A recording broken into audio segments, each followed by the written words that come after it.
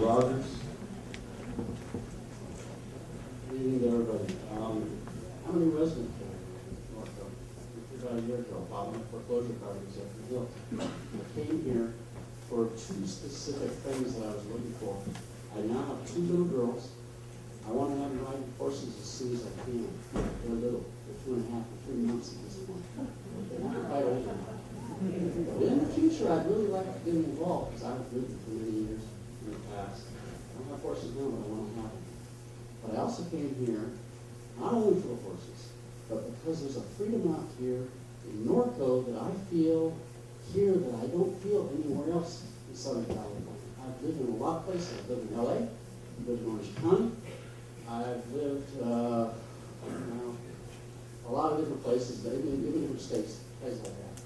And there's something special out here, but part of that is the property rights.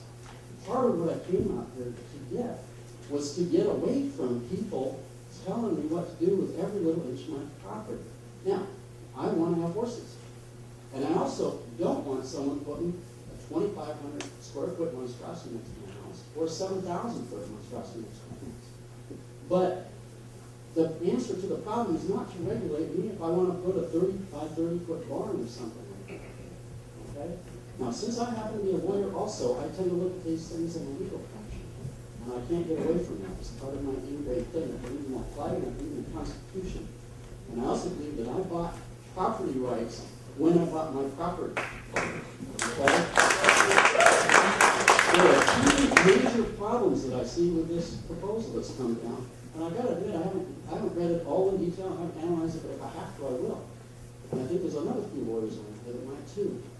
There's a problem that number one, the purported issue that's being addressed is going way beyond the scope of what's being supposedly the problem. The problem is big buildings. Why are they regulating 864 square foot issues? Okay. Another problem has been mentioned a couple times before, lack of standards. Okay. There's nothing here to say what anybody's going to do, whether it's people who are pro-horse or against horse. Okay. If wrong people get in power of government, at some point in time, it might end up being turned against the people who want horses. Or other things, peacocks, llamas, whatever you want to put. Okay? There are no standards as part of this proposal.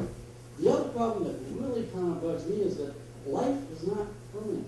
If a person puts up a barn, they don't necessarily have horses for the life of that barn or that structure. If they put up an RV garage, they might not have an RV for the whole life of that structure.